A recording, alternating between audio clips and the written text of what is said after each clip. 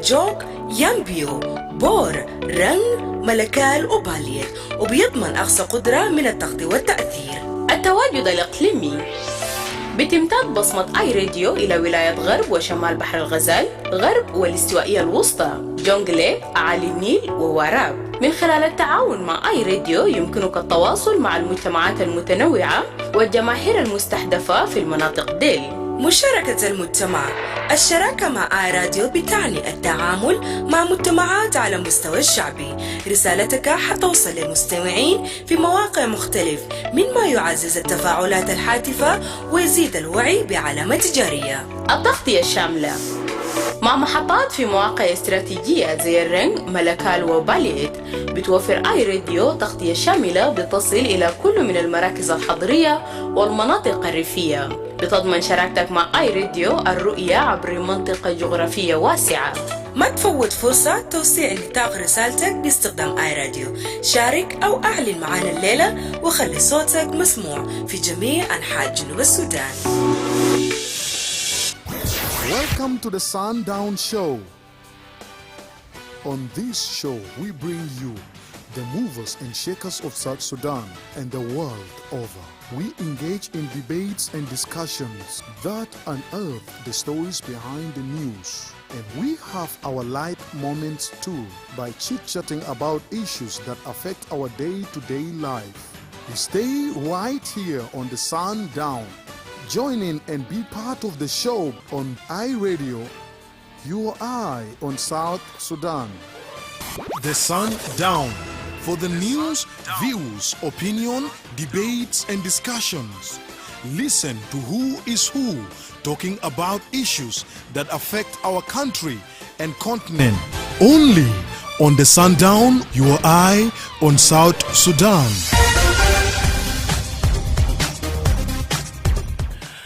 Hello and welcome to the Sundown Show on iRadio with me, Madrama. Today is Monday, the 22nd September 2025. We begin with the trial of the suspended First Vice President Dr. Riek Machar and 7 senior SPLMIO officials whose case opened this morning here in Juba. The special court is presided over by Supreme Court Judge Dr. James Alala. At the very first sitting, the defense team raised objections urging the court has no jurisdiction or competence under the transitional constitution and the revitalized peace agreement.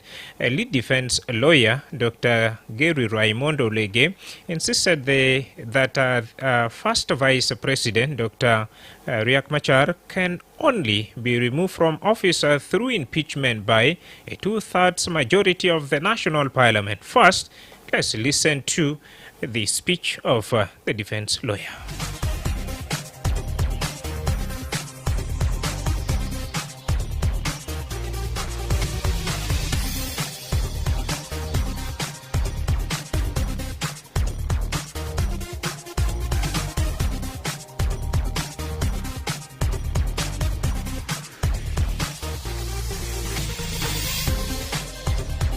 Your Lordship, this court is not for people like His Excellency Dr. Riek Machar, who is governed by the revitalized agreement, and this court is supposed to be, impeachment of His Excellency is supposed to be in accordance with the Article 103, Clause 2, should be through passing a resolution by 2/3 member majority of the national legislature, which is stipulated here and in the Constitution. And for us, we were really, thank you, my colleagues, for the dream we have done. It's already here. We have done this, and this is what our defense. Let me read. It is here. So this is the objection in writing, Mr. Yes, this is objection in writing. I'm going to read to the Honorable Court because we are making history to this Republic of South Sudan. Okay, that's good. Thank you.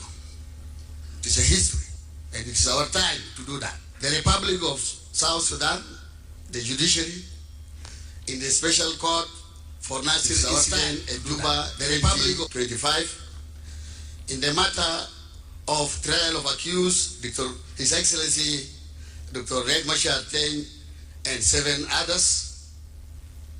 Criminal case number 1533 of 2025, brought under sections 48, read together.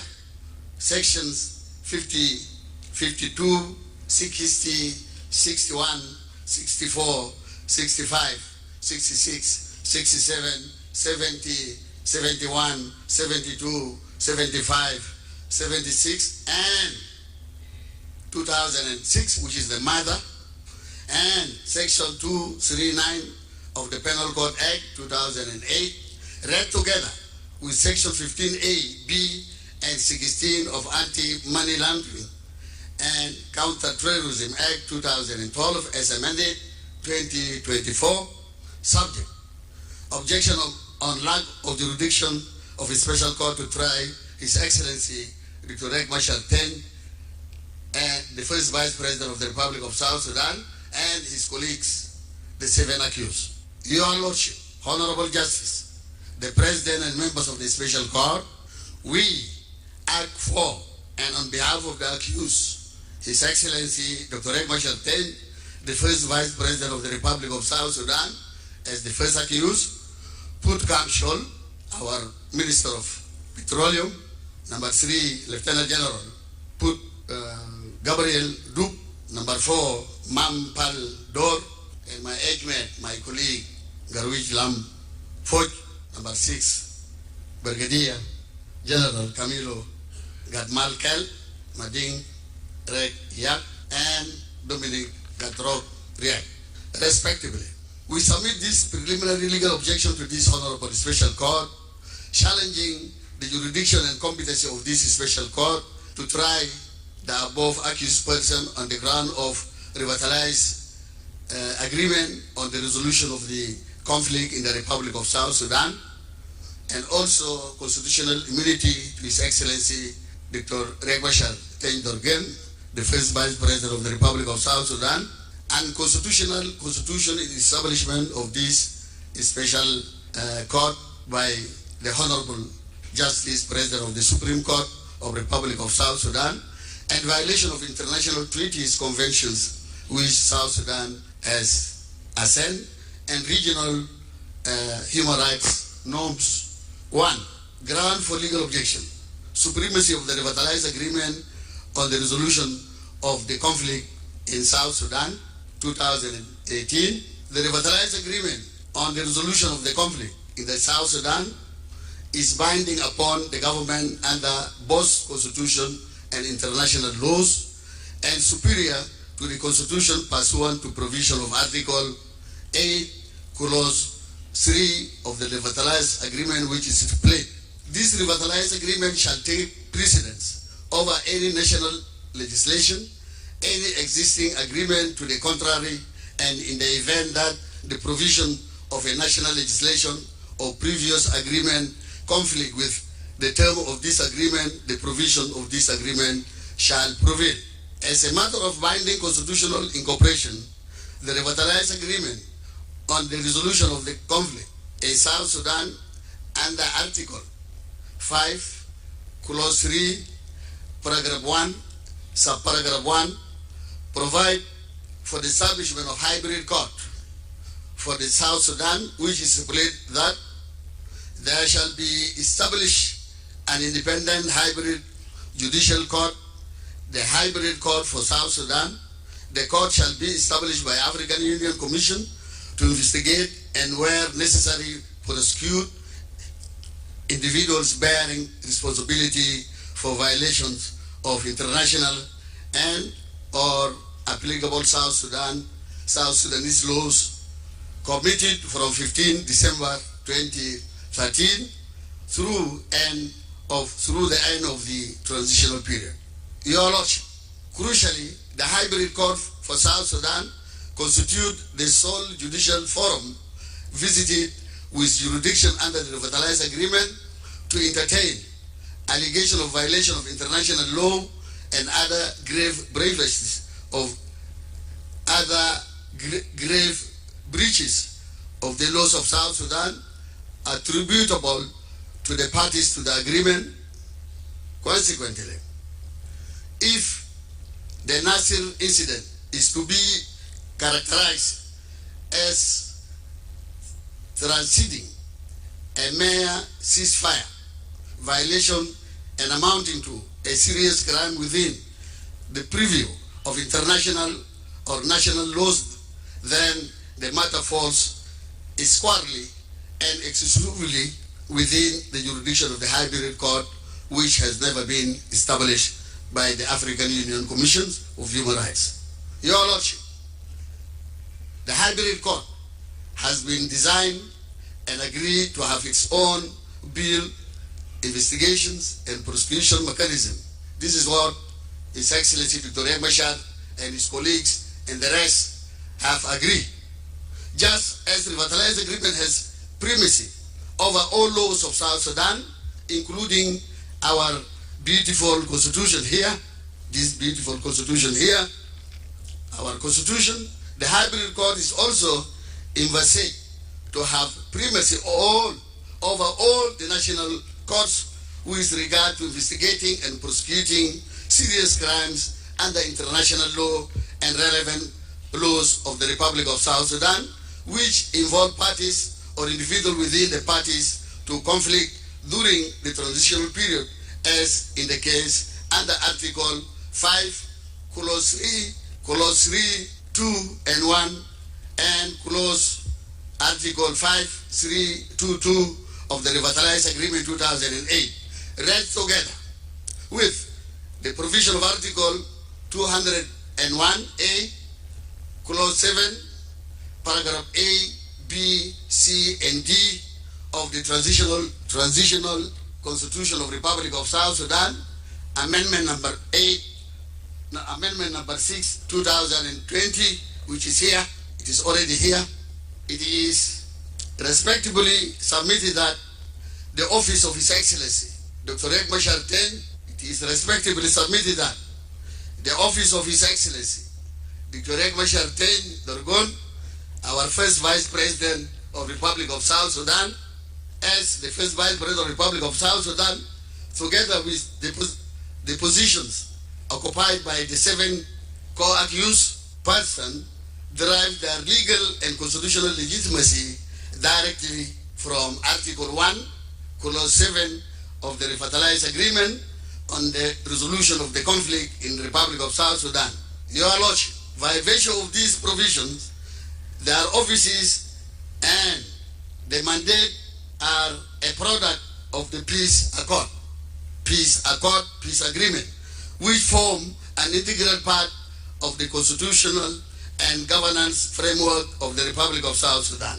Your Lordship, basically, any purported criminal prosecution of the said offense barriers outside the mechanism expressly provided for under the Revitalized Agreement amount to a fundamental infringement, violations, transgressions of the agreement, undermines and delicate process of peace agreement, which we are yearning into, all of us in this hall and those who are outside. We were yearning into peace. We need peace in our country. We need reconciliations in our country. We need healing in our country. We need peace. Once again, Your Lordship, delegate any constituted breach, anything inconsistent with this agreement, which is incorporated into our constitutions by the heart of the people of South Sudan, constitute a breach of South Sudan and international obligations. We have an international obligation. Your Lordship, the provision of Article 8, Clause 3 of the Revitalized Agreement provides unequivocal terms that the provision of the agreement shall take precedence over any provision of the Constitution, Transitional Constitution of the Republic of South Sudan, and any other legislation of South Sudan which may be inconsistent with it. Likewise, this obliges all organs and institutions of government to implement and comply with the agreement in both letter and in spirit. Furthermore, the provision of Article 9, Clause 3 of our beautiful constitutions of Republic of South Sudan 2011 as amended provides that all rights and freedom enshrined in international human rights treaties, conventions, and instruments ratified or acceded to by the Republic of South Sudan shall be integral part of this beautiful constitution. Your Lordship, these constitutional provisions elevates the revitalized agreement as ratified international peace agreement to the status of supreme law. The supreme law, the constitution, it is the supreme law, it is the grand norm, it is the mother of the laws which all of us in this hall and outside we are binding to upon all authorities, including the judiciary of Republic of South Sudan and the Minister of Justice and Constitutional Affairs and our Minister of Interior and the National Security. All of you, your duty mandate by this agreement, it is above all of us. All of us, we are down of it, and this is the one governing our country, international. Since South Sudan, your Lordship, we are members of UN, as well as we are members of African Union, as also we are members of IGAD, and we are members of Northern Corridor, and also we are partners of East African Community, and you know, Article 6 right together with Article 7 of establishment of East African Community stipulates adherence to fundamental rights, rule of law, or the co-accused who are here outside the framework of the revitalized agreement, particularly in this regard of the hybrid court for South Sudan, envisaged under Article 5, Clause 3, 1 of the agreement, are ultra-various, beyond the power even of the Chief Justice. Above, it is unconstitutional, it is illegal, it is unlawful, and therefore it is null and void ab initio, without any legal effect. Therefore, they continue pursuant of this trial by this Honorable Special Court, which I respect it properly. I respect this Honorable Court. Constitute trial, the constitute process of this trial before this Special Court not only lacks jurisdiction foundation, but also places the Republic of South Sudan in manifest breach of its obligation under both domestic and international laws. Dr. Gary Raimondo Lege is the lead defense lawyer, and the defense petitioned the court to declare the special court null and void and demanded the immediate release of Dr. Riek and other accused officials. But a prosecutor dismissed those objections as baseless, saying the judiciary is empowered by law to establish such courts and tribunals. Advocate John Noel Oisa is a member of the prosecution team. Let's listen to his argument right here. There is an argument from the defense team that Article 126G deals with the office of the Vice President. We argue that Article 126 deals with the office of the Vice President. The fifth accused is not the Vice President, but the first Vice President. It is the argument, of course, that under Article 1042, he is not to be impeached. This is their language. He is not to be removed by virtue of Article 1042 unless there is a decision passed by a two-thirds majority of all members of the National Legislative Assembly. My Lord, this is a misdirection to this court. This is not a session to remove the first Vice President. This is not a session to impeach the first Vice President. This is a court proceeding within the competence of the judiciary of the Republic of South Sudan, and has nothing to do with his office or removal from office. Notwithstanding this argument, my lords, allow me also to assert this, that Article 126D deals with the office of the Vice President. The fifth accused person is not the vice president, but the first vice president. His office is a creation of RSS, and by virtue of Article 1.4.3.5 of RSS. It was incorporated in the Transitional Constitution of the Republic of South Sudan through the Transitional Constitution of the Republic of South Sudan Amendment number 6 of 2020. Article 104 establishes his office. Article 104A and Article 104B designate his powers, functions, and responsibilities. My Lord, Article 126G of the Transitional Constitution was not amended specifically by inserting the word first vice president in the text to reflect this new reality. If it was intended by RSS or the National Constitutional Amendment Committee, the amendment would have occasioned such.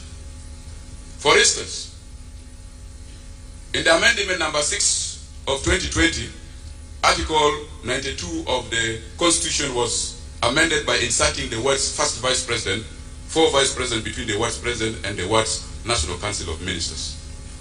The fact that this was not done with Article 126G of the Transitional Constitution means that it was not intended to cover the first vice president, hence the competence of this court to entertain this matter.